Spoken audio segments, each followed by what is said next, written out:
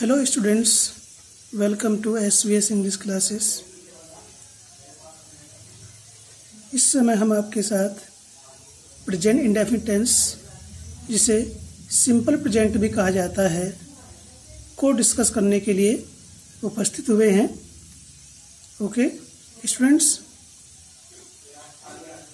सबसे पहले इसको शुरू करने से पहले एक बात कहना चाहूँगा कि आपकी जो भी ग्रामर से संबंधित समस्याएं हैं उनके समाधान हेतु इस चैनल को सब्सक्राइब करें ताकि नई नई अपडेट्स आपको प्राप्त होती रहें।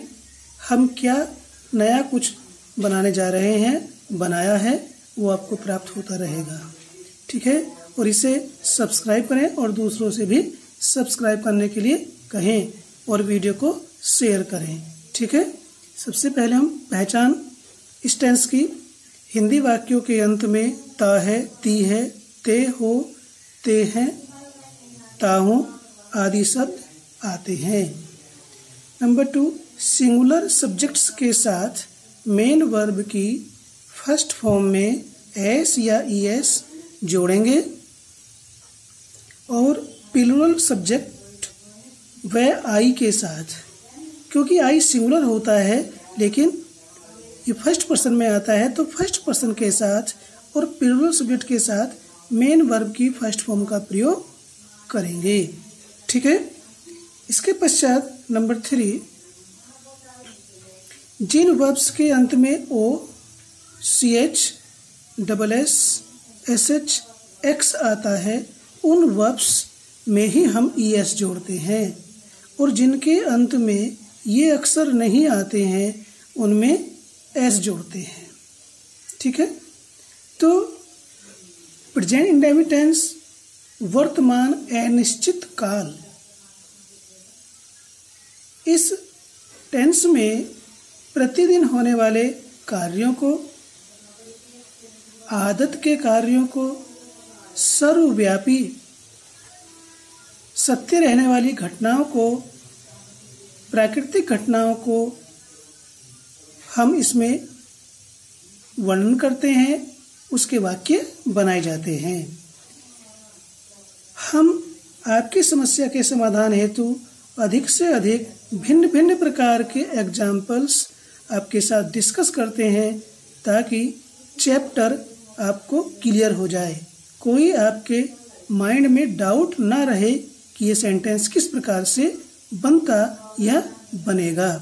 इसलिए हम आपके साथ बहुत सारे सेंटेंस अलग अलग प्रकार के डिस्कस करने के लिए उपस्थित होते हैं।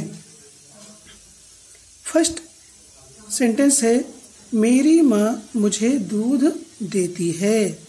फिर वही जो हमने फर्स्ट वीडियो में आपको बताया था, हिंदी का वाक्य अंग्रेजी के वाक्य में उसी क्रम में जो कथी अनुवाद नहीं होता है। ठीक है, हिंदी के वाक्य को तोड़ करके अंग्रेजी के वाक्य के क्रम में जोड़ना होता है। किस प्रकार से? मेरी माँ देती है मुझे दूध। इसमें दो ऑब्जेक्ट हैं, एक तो मुझे और दूसरा दूध। मुझे इनडायरेक्ट ऑब्जेक्ट है और दूध direct object. Generally indirect object को पहले रखा जाता है और डायरेक्ट बाद में आता है। ठीक, यदि डायरेक्ट को पहले रखते हैं तो इनडायरेक्ट से पहले फिर प्रीपोजिशन का प्रयोग किया जाता है। यह हम आपको पहले भी बता चुके हैं। तो मेरी माँ, माय मदर सिंगुलर नंबर है, देने के लिए गिव, और मदर के अनुसार इसमें एस लगेगा। दूसरी बात ध्यान देंगे कि इसमें है भी आ रहा है, देती है। इस टेंस के वाक्यों में अलग से है, हूँ, हो, है के लिए इज एम आर का प्रयोग नहीं होता, बल्कि है की अंग्रेजी इस फर्स्ट फॉर्म में ही शामिल होती है। ठीक है, तो अलग से इज एम आर का प्रयोग न करें। जब बालकों से पूछा जाता है तो इस प्रकार की गलती कर देते हैं, मौखिक बताते समय इज एम आर का प्रयोग कर देते हैं। इस चीज़ को हमें ध्यान में रखना चाहिए। तो माई मदर गिव्स मी मिल्क। ये चीज़ हमने आपको पैसिव वॉइस में समझाई थी, डायरेक्ट ऑब्जेक्ट और इनडायरेक्ट ऑब्जेक्ट। जब सेंटेंस के अंदर एक ही ऑब्जेक्ट होता है तो उसमें डायरेक्ट और इनडायरेक्ट नहीं होता, चाहे वो वस्तु हो या व्यक्ति हो। जब दोनों होती हैं तो व्यक्ति इनडायरेक्ट ऑब्जेक्ट होता है और वस्तु डायरेक्ट ऑब्जेक्ट। यदि हम इसको मिल्क को यहाँ और इसको यहाँ लिखेंगे तो मैं आपको ओरल बता रहा हूँ, my mother gives milk to me. ठीक है, इस प्रकार से इसको लिख सकते हैं। Now we come to sentence number 2। मैं खाना खाता हूँ। आई फर्स्ट पर्सन में है, वैसे सिंगुलर होता है, फर्स्ट पर्सन के साथ मेन वर्ब की फर्स्ट फॉर्म आती है। मैं खाता हूँ, तो यहाँ हूँ के लिए एम का प्रयोग नहीं होगा, फर्स्ट फॉर्म में ही होगी, अंग्रेजी भी शामिल होगी। आई ईट, खाने पीने के लिए टेक वर्ब का भी हम प्रयोग करते हैं, आई ईट और टेक फूड।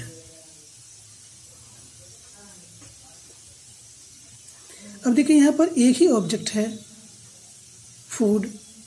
आई क्या खाता है? फूड। ठीक है, तो ये वस्तु है। यदि कोई व्यक्ति भी होता तो वो एक ऑब्जेक्ट होने पर डायरेक्ट ऑब्जेक्ट ही होता है। ठीक है, जब दो होते तो उसमें डायरेक्ट और इनडायरेक्ट होता है। रवि सदा सत्य बोलता है। रवि सदा बोलता है सत्य।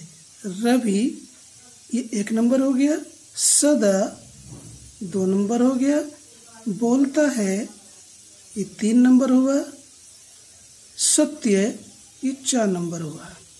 तो ध्यान दीजिए, इंग्लिश का ट्रांसलेशन का जो क्रम है अंग्रेजी में वो किस प्रकार से है, तो यही हमें सीखने की आवश्यकता है।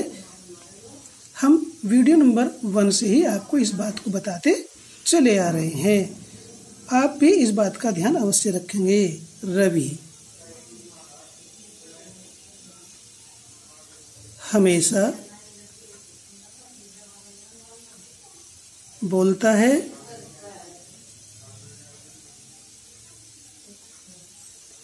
देखिए यहाँ पर इसके अंत में ई आ रहा है, जो अक्सर हमने बताए थे OCH SH SS X वो नहीं आ रहे, तो इसमें S लगा। यहाँ पर भी देखिए ये अक्सर नहीं है, रवि सिंगुलर नंबर है तो S लगेगा। दी ट्रूथ,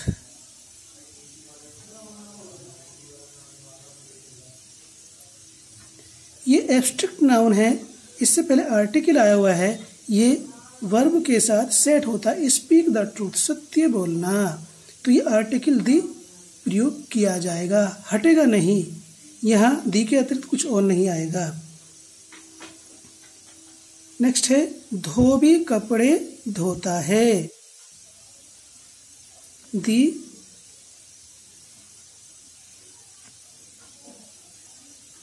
वॉशरमैन, धोता है वॉश। देखिए इसमें ऐसे चाह किया है, तो अब इसमें ES लगेगा। हमने प्रत्येक समस्या को आपके सुलझाने का प्रयास किया है और कर रहे हैं। तो आप यह सोचिए कि इतने सारे सेंटेंस बना दिए, इतनी लंबी वीडियो कौन देखेगा। बेटा अगर आपको अपनी प्रॉब्लम सॉल्व करनी है ग्रामर में, तो आप आधा पौन घंटा नहीं, घंटों बैठना पड़ेगा आपको, तभी आपकी प्रॉब्लम सॉल्व होगी, वरना तो मात्र कहने से कुछ नहीं होने वाला है। दी क्लोथ्स,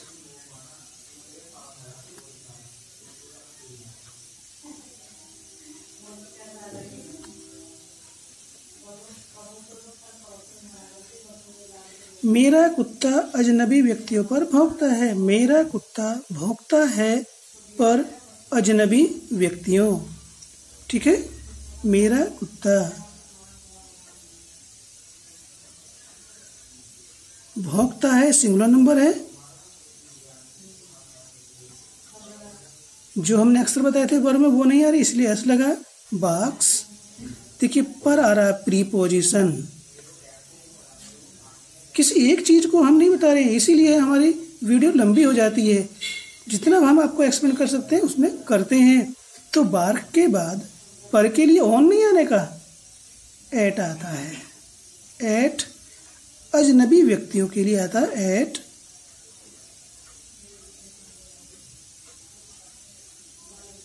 स्ट्रेंजर्स। व्यक्तियों के लिए यहाँ कुछ नहीं आने का है। अजनबी व्यक्तियों के लिए स्ट्रेंजर्स, एक वचन है तो स्ट्रेंजर और बहुवचन है तो स्ट्रेंजर्स। ठीक है। 1 to 5 थे अफर्मेटिव, ये निगेटिव सेंटेंस है। नंबर 6 से बीना परीक्षा में प्रथम नहीं आती है। ठीक है। तो जब हम सेंटेंस को निगेटिव बनाते हैं तो सिंगुलर सब्जेक्ट्स के साथ does not plus first form और प्लूरल सब्जेक्ट्स के साथ do not plus first form. ठीक। कभी नहीं होने पर नेवर के साथ मेन वर्ब की फर्स्ट फॉर्म बहुवचन सब्जेक्ट्स के साथ, यदि सिंगुलर है तो नेवर के बाद मेन वर्ब में एस या ईएस जुड़ जाएगा। इस चीज़ को हम एग्जाम्पल्स के माध्यम से समझेंगे। मैंने लिखा नहीं है आपको नेगेटिव बनाने का फॉर्मूला। ठीक है। बीना परीक्षा में प्रथम नहीं आती है, तो बीना एक वचन है, डज नॉट आएगा। और ध्यान दें, प्रेजेंट इंडेफिनिट टेंस की जो हेल्पिंग वर्ब है, ऑक्सिलरी वर्ब है, वो डू डज है। अभी हमने 5 सेंटेंस अफर्मेटिव बनाए, उसमें कहीं भी उसका प्रयोग नहीं हुआ। ये डू डज निगेटिव और इंटरोगेटिव में प्रयोग की जाती है। आपसे पूछे भाई प्रेजेंट टेंस की हेल्पिंग वर्ब क्या है, तो बताना होगा डू डज। ठीक है। तो बीना सिंगुलर नंबर है, डज नॉट प्रथम आने के लिए आता है stand first, does not stand first in the exam. Short में लिख रहा हूं एग्जाम। ठीक है। नींबू मीठा नहीं होता है, लाइम सिंगुलर है, डज नॉट टेस्ट स्वीट। हर प्रकार की समस्या को एक्सप्लेन करने के लिए number of examples get increased, बढ़ जाते हैं एग्जाम्पल की संख्या। कुछ लोग, अब देखिए यहाँ पर सिंगुलर नंबर था, डज नॉट का प्रयोग किया, यहाँ थोड़ा सा डिफरेंट सेंटेंस था तो, और सिंगुलर नंबर है, डज नॉट का प्रयोग किया गया। कुछ लोग मूर्ति पूजा में विश्वास नहीं करते हैं, यहाँ प्लूरल नंबर है। कुछ लोग, सम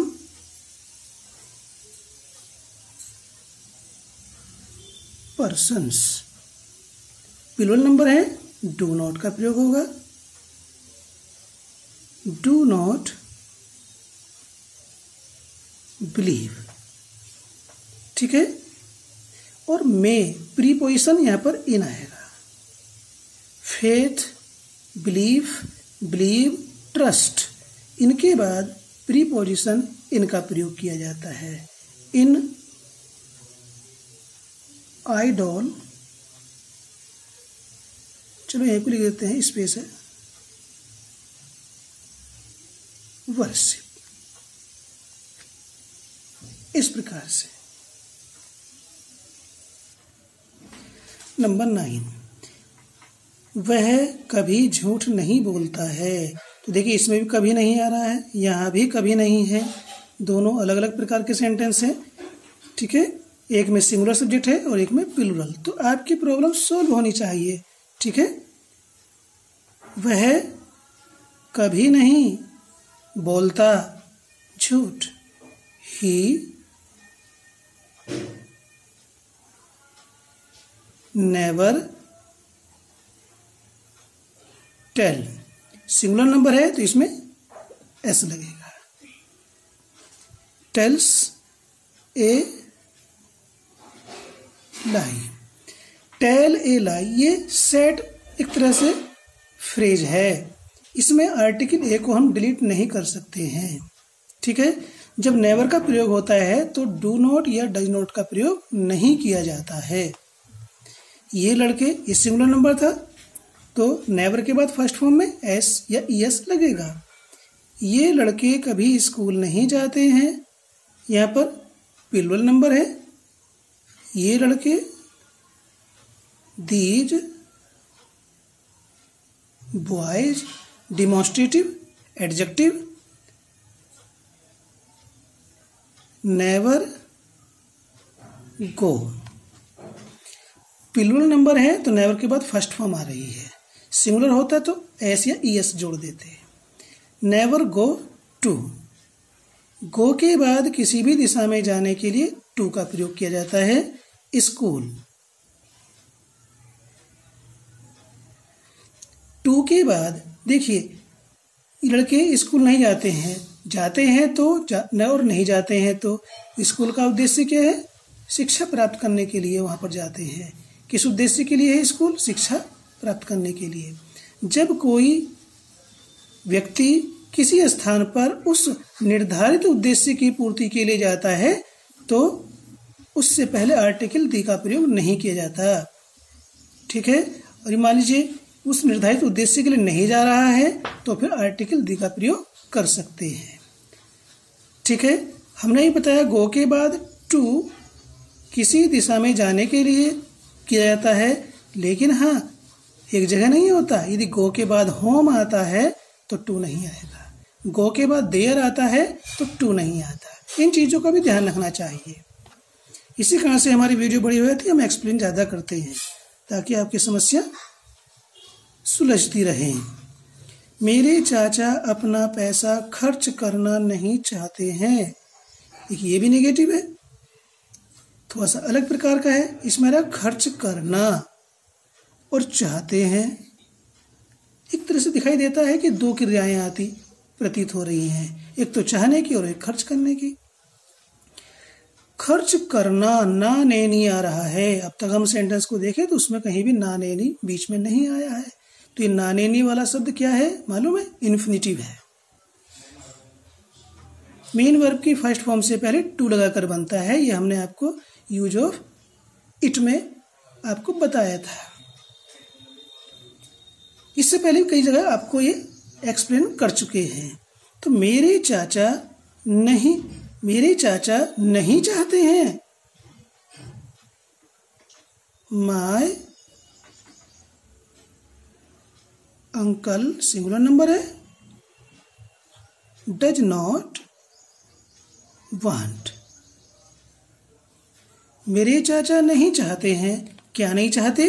खर्च करना। To spend. जब इस प्रकार से सेंटेंस के बीच में ना नहीं खर्च करना या मेरे चाचा लिखना नहीं चाहते, मेरे चाचा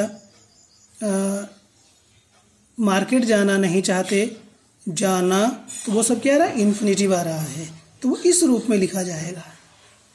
ठीक है, मैं चाय पीना पसंद नहीं करता हूँ, चाय पीना तो टू टेक होगा इन्फिनिटिव। तो टू स्पेंड चाचा के अनुसार अपने की अंग्रेजी हिज आएगी। हिज पैसा, मनी। ठीक है, नेक्स्ट सेंटेंस देखते हैं। क्या आप उसको नहीं जानते हो? अब ये फर्स्ट टाइप इंटरोगेटिव सेंटेंस आ गया और ये निगेटिव भी है। ऐसे सेंटेंस को हम कहते हैं इंटरोगेटिव नेगेटिव। इसमें नहीं हो तो फिर वो इंटरोगेटिव अफर्मेटिव कहलाता है। तो इसमें आप आ रहा है, तो जब सेंटेंस के शुरू में क्या आता है तो उसके लिए वाट का प्रयोग नहीं करते। जिस टेंस में, जिस नियम में वो सेंटेंस होता है उसी नियम की वर्ब को शुरू में रखते हैं। यहाँ प्रेजेंट इंडेफिनिट टेंस है तो डू डज इसमें हेल्पिंग वर्ब है। तो हम कर्ता के अनुसार सिंगुलर है तो शुरू में डज आएगा और प्लूरल है तो डू। तो यहाँ पर आपके लिए यू आएगा और यू प्लूरल में आता है। डू यू, क्या तुम नहीं, not, know him, question mark. Hindi में क्वेश्चन मार्क तो पैसिव में भी क्वेश्चन मार्क आएगा। ठीक है।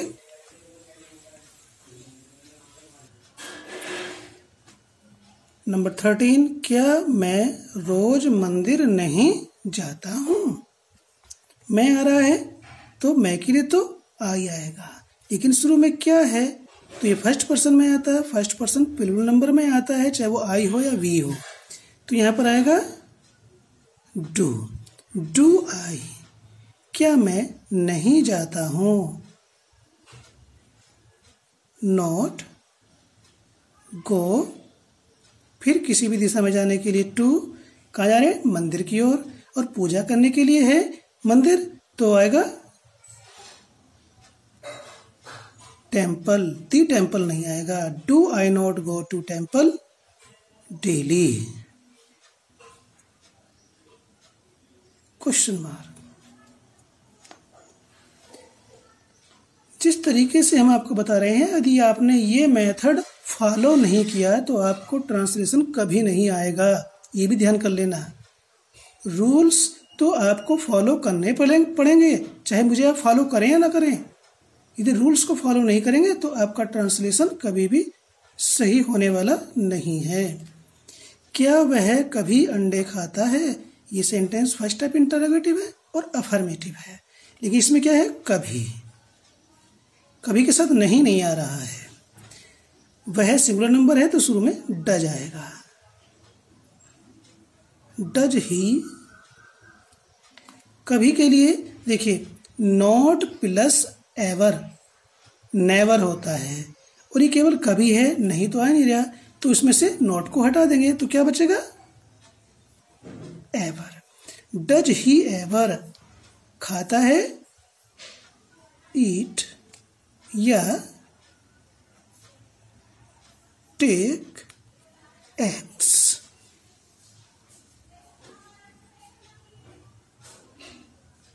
Question mark. वह रोज कहाँ जाता है। ये सेकंड टाइप इंटरोगेटिव हो गया। तो सेकंड टाइप में क्या होगा, पहले क्वेश्चन वर्ड, उसके बाद डू डज, उसके बाद सब्जेक्ट, उसके बाद मेन वर्ब की फर्स्ट फॉर्म, उसमें ऐसे यस नहीं लगाएंगे, उसके बाद ऑब्जेक्ट, उसके बाद अदर। कहाँ, वह जाता है रोज। कहाँ, क्वेश्चन वर्ड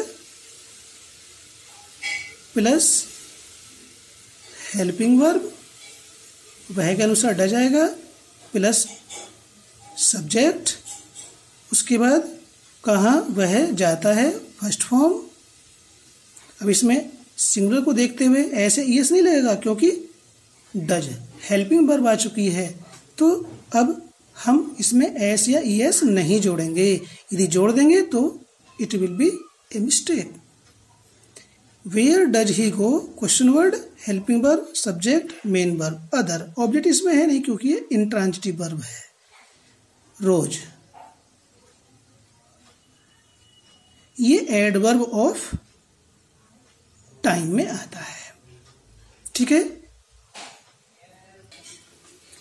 नंबर 16, तुम रोज कितना दूध चाहते हो। चाहते हो मीन्स आपको रोज कितने दूध की आवश्यकता है। ये सेंस आ रहा। वांट, यहाँ वांट का प्रयोग नहीं होगा चाहने के लिए। ठीक है। कितना दूध, तो कितना के लिए यहाँ पर दूध अनकाउंटेबल नाउन है। हमने पहले भी आपको देर के प्रयोग में इसको बताया था। हाउ मच, अनकाउंटेबल नाउन के साथ हाउ मच आता है। यहाँ पर हाउ मच के बाद नाउन आएगा जो भी अनकाउंटेबल है। हाउ मच मिल्क, कितना दूध, how much milk, how much plus uncountable noun. इसके बाद जो हमारा सब्जेक्ट है उसके अनुसार यहाँ हेल्पिंग वर्ब आएगी, मिल्क के अनुसार नहीं। सब्जेक्ट कौन है, तुम। यहाँ पर आएगा do. How much milk do you need.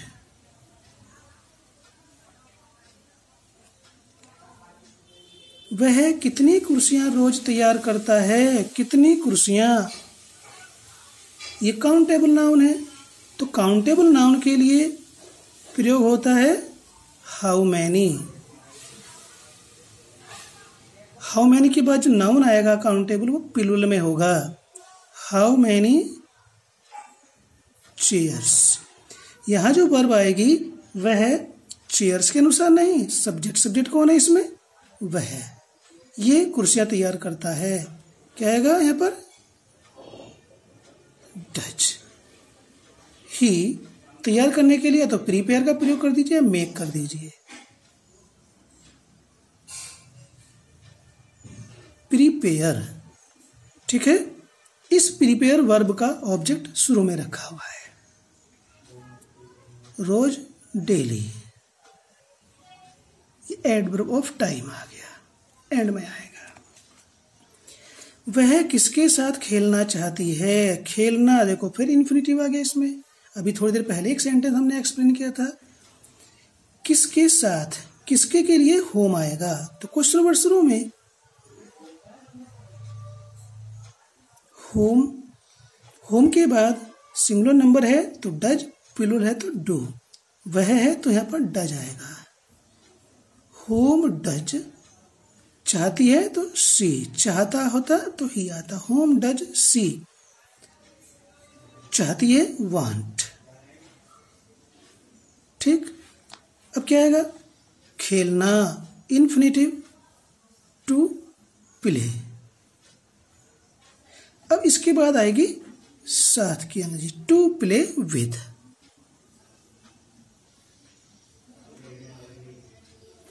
ये प्रीपोजिशन शुरू में नहीं आएगी, रेयर केस में ही आती है, अदरवाइज प्रयोग नहीं होती है।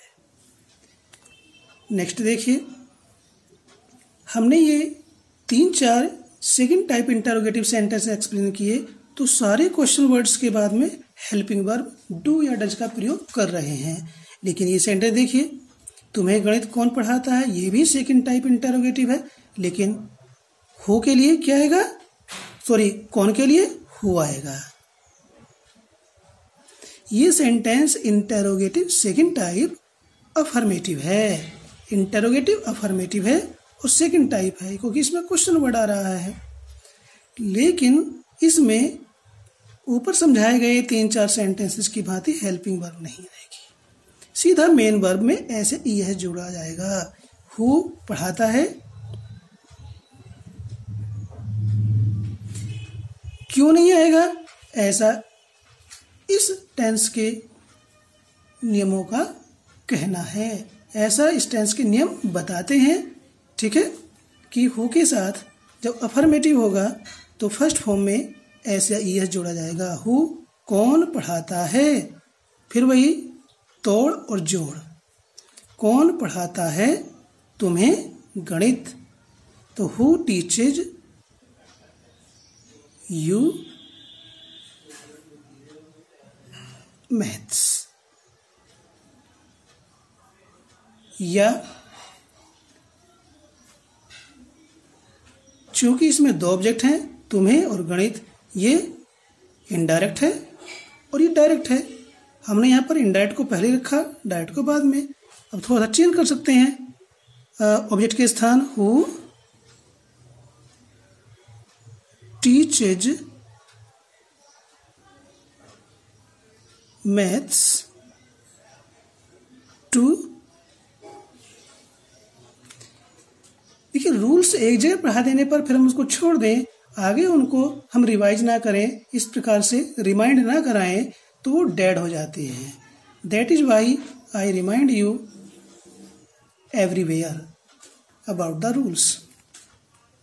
ये था इंटरोगेटिव अफर्मेटिव। अब देखिए नीचे है, कौन का ही है, ये नेगेटिव है। जब ये सिंगुलर नंबर में आता है तो इसके साथ नेगेटिव बनाने के लिए डज नॉट का प्रयोग होता है। कौन नहीं जानता सरदार पटेल, को की अंग्रेजी नहीं आती है इस प्रकार से। कर्ता ने कर्म को की अंग्रेजी ऑब्जेक्ट के साथ आती है, जिसका प्रयोग नहीं किया जाता है। तो हु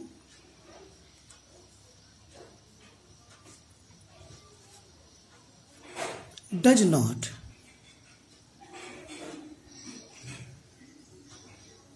नो सरदार पटेल। इतना डिटेल में किसी बुक में भी आपको मिलने वाला नहीं है।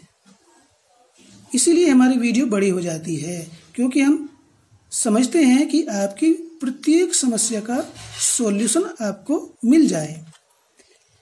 नेक्स्ट देखेंगे, वे विद्यार्थी किस कक्षा में पढ़ते हैं।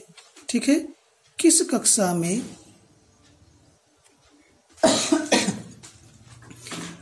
जैसे हमने अभी बताया था यहाँ पर कि होम से पहले विद प्रीपोजिशन नहीं आने की है, ऐसे यहाँ पर हम प्रयोग कर देते हैं।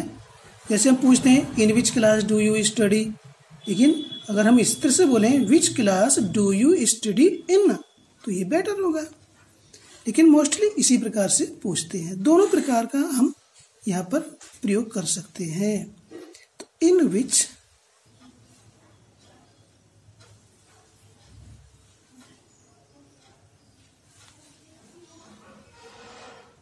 Class,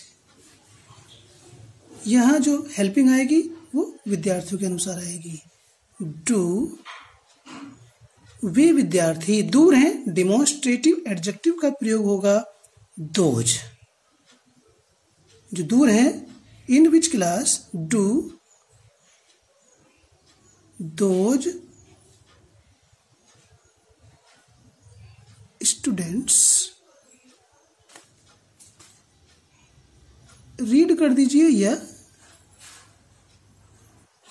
study.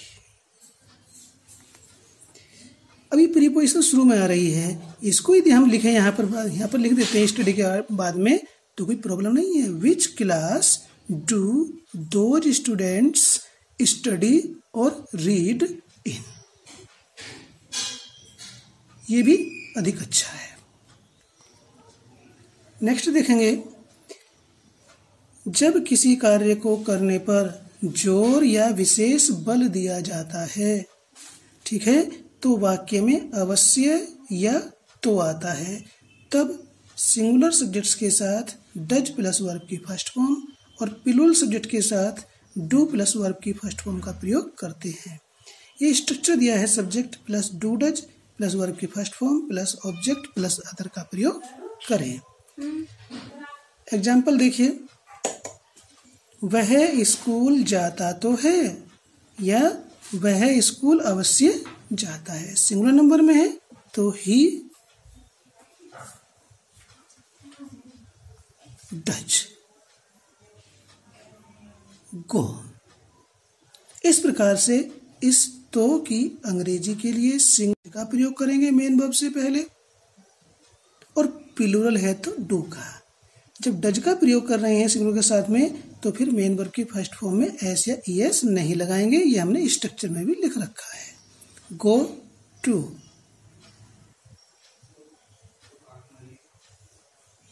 तो या अवश्य की अंग्रेजी इस हेल्पिंग वर्ब को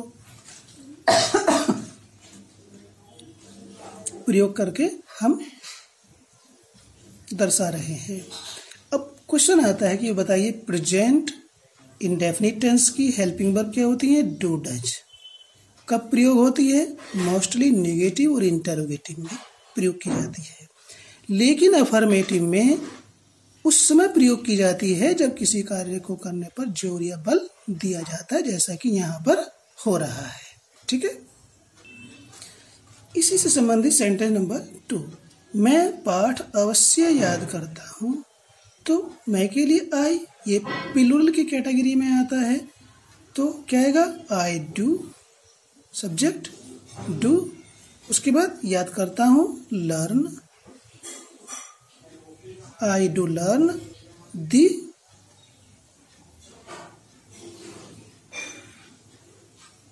लेसन। इस प्रकार से हमने प्रत्येक प्रॉब्लम से संबंधित हर एक सेंटेंस को आपको समझाने का प्रयास किया है। I think present indefinite tense will be clear to you if you study and learn the rules sincerely, honestly. Once again, subscribe the channel to solve your grammatical problems and tell your friends to subscribe it and share it more and more. Okay, thanks.